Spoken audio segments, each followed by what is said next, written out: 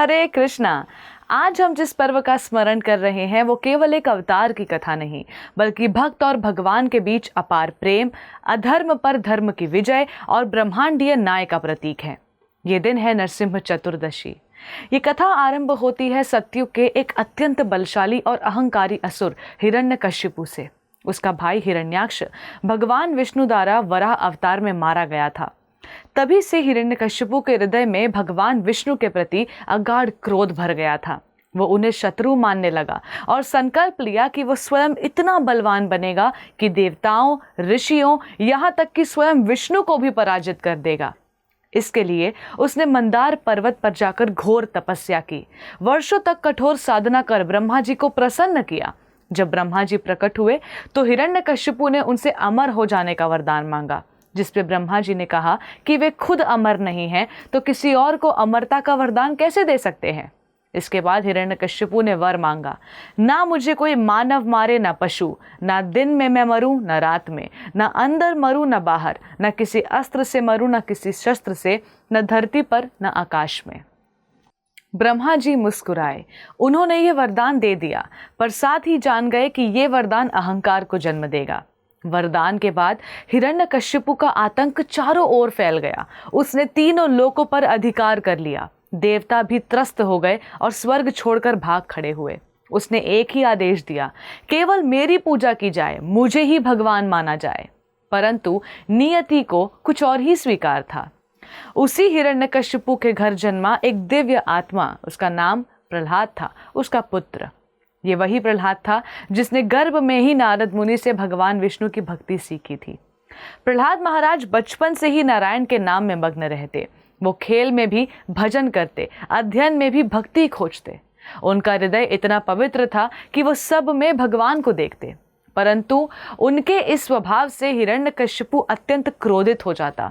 कई बार समझाने के बाद जब प्रहलाद नहीं बदले तो हिरण्यकशिपु ने अपने ही पुत्र को दंड देना शुरू किया। उन्हें विष दिया, हाथी के पैरों तले कुचलवाने का प्रयास किया, सर्पों के बीच डाल दिया, अग्नि में बैठाया। परंतु हर बार नारायण की कृपा से प्रहलाद बच जाते। उनकी रक्षा की हर कथा एक चमत्कार बन गई है। आखिरकार हिरण्यकशिपु ने उन्हें अपने दरबार में बुलाया और गर्जना करते हुए कहा, अगर तेरा भगवान सचमुच सर्वव्यापी है तो क्या वो इस खंभे में भी है? प्रहलाद ने निडर होकर उत्तर दिया, हाँ, वो इस खंभे में भी है, भगवान सर्वत्र है। हिरण्यकशिपु ने क्रोध में आकर उस खंभे पर प्रहार किया और तभी प्रकृति कांप उठी, दिशाएं चौंक गईं, समय ठहर गया। उस खंभे से एक महान गर्जना हुई और उस गर्जना के साथ प्रकट हुआ एक स्वरूप, अद्भुत, अवर्णनीय और दिव्य। भगवान नरसिंह, आधे सिंह आधे मानव, एक रूप जो न तो पूर्ण मानव था न पशु। वो न दिन में था न रात, वो समय थी संध्या की। न आकाश में न धरती पर, वो स्थान था दहलीज, घर की चौखट। न अस्त्र से न शस्त्र से भगवान ने अपने नखों से हिरण्यकशिपु का विनाश किया। भगवान विष्णु ने अपने भक्त की रक्षा के लिए वैसा रूप धारण किया जो हर सीमा के परे था। उस नरसिंह रूप में ये सिद्ध कर दिया कि भक्ति यदि सच्ची हो तो भगवान स्वयं ब्रह्मांड के नियमों को भी मोड़ सकते हैं।